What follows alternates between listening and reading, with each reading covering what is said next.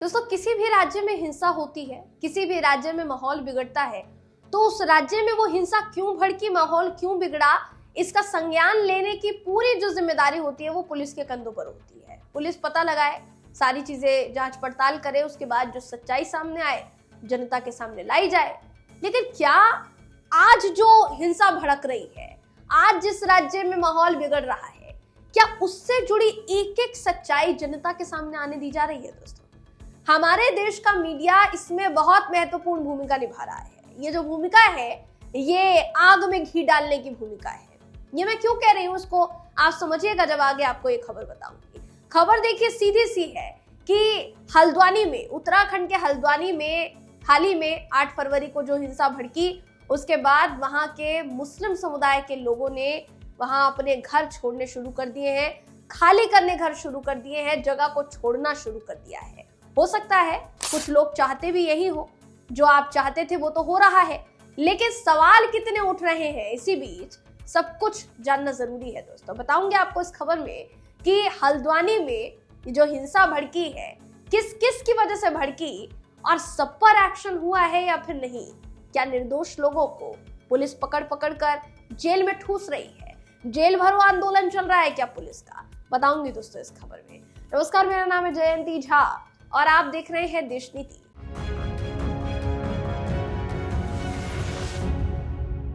देश नीति, केवल सच्ची और पक्की खबरें।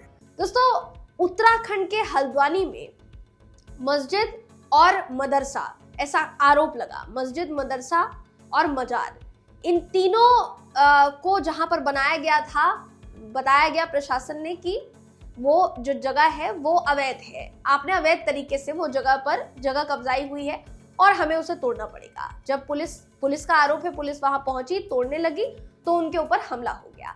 देखते ही देखते वो जो हमला था वो इतना भीषण हो गया कि हिंसा में तब्दील हो गया। अब हो क्या रहा है, मुख्यमंत्री साहब कह चुके हैं देखते ही गोली मार दो, कोई दंगाई मिले तो। अब वो दंगाई है या नहीं है, इसकी पहचान कैसे होगी, ये भी तो पता लगाना पड़ेगा ना। लेकिन खुलेआम दोस्तों बताया जा रहा है कि बिना जाने बूझे निर्दोष लोगों को भी मौत के घाट उतार दिया जा रहा है, ऐसा वहां के चश्मदीदों का कहना है, उन परिवार वालों का कहना है जो अपने परिवार वालों को ऐसी हिंसा में खो चुके हैं। दोस्तों, इसी हिंसा में खो चुके हैं और आगे भी धीरे धीरे करके उनके परिवार की जान जो है वो खतरे में पड़ गई है। कोई भी अपने परिवार की जान खतरे में नहीं डालना चाहता, इसलिए वो सबके सब वहां छोड़कर जाना अपना घर जो है शुरू कर चुके हैं। सबके घर पर, आधे से ज्यादा लोगों के घर पर ताले लग चुके हैं। उन लोगों ने अपना बोरिया बिस्तर बांधा है और वहां से वो निकलने शुरू हो गए हैं, क्योंकि आरोप है कि पुलिस आ रही है। अब तक 500 लोगों को पुलिस उठाकर लेकर जा चुकी है। जाना बूझा नहीं कि उनकी गलती है या नहीं है, ऐसा उन लोगों का कहना है, और उठाकर ले गई। अब इस बीच दोस्तों सबसे जरूरी बात ये कि जिनकी वजह से हिंसा भड़की, उन पर कार्यवाही हुई है या नहीं। देखिए, बताया ये जा रहा है कि हिंसा में 2 नाम सामने आए। पहला नाम किसका? संजय सोनकर, और दूसरा नाम अब्दुल मलिक। मलिक का बगीचा इसलिए इसको कहा गया। हल्द्वानी में ये जो हिंसा हुई, संजय सोनकर और अब्दुल मलिक का जो नाम सामने आया दोस्तों, रेलवे कॉन्ट्रैक्टर अब्दुल मलिक तोड़ी गई मस्जिद और मदरसे की जमीन का मालिक है, ऐसा कहा गया। इसके अलावा संजय सोनकर को लोकल माफिया और हिस्ट्री शीटर बताया जाता है।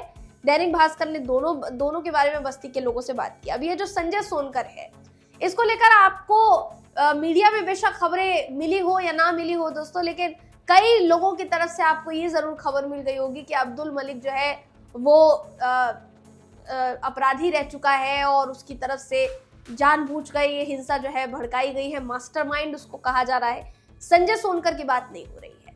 संजय सोनकर के बारे में अगर आपको इधर उधर से जानकारी मिलेगी भी तो ज्यादा से ज्यादा ये जानकारी मिलेगी कि वो कांग्रेस पार्टी में रहा है, वो समाजवादी पार्टी में रहा है।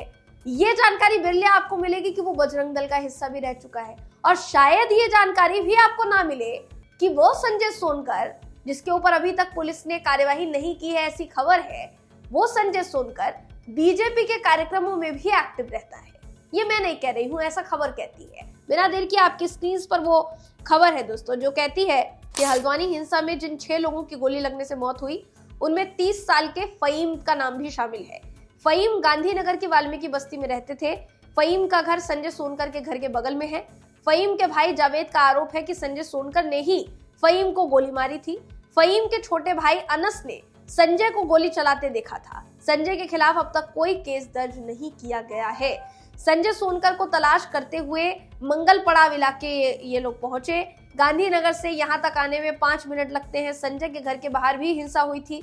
घर के बाहर जली गाड़ियां खड़ी है, पुलिस तैनात है। संजय के भाई संजीव जो मिलते हैं, उन्होंने बताया कि संजय घर पर नहीं है। अब संजीव जो है कैमरे पर कुछ भी बोलने के लिए तैयार नहीं हुए। कैमरा बंद करने पर संजीव ने क्या बताया संजय के बारे में, अब जरा इसको सुनिए। संजीव जो कि भाई बताए जा रहे हैं संजय के, ये कहते हैं हमारा परिवार आजादी के वक्त रानीखेत से हल्द्वानी आया था, तभी से हम मंगल पड़ाव में रह रहे हैं। संजय का बेटा क्रिकेटर है और अंडर 19 टीम में खेल चुका है, एमए की पढ़ाई कर रहा है, एबीवीपी में नगर मंत्री है।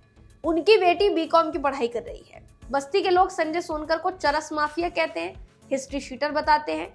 8वीं तक उसने पढ़ाई की हुई है। 1999 में उसने बजरंग दल ज्वाइन किया था।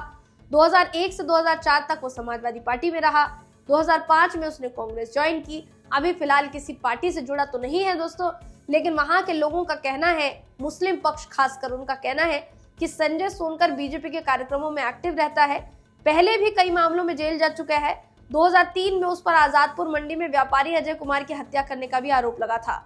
और बताया जा रहा है कि इस संजय सोनकर के खिलाफ अभी तक पुलिस ने कोई कार्यवाही नहीं की है।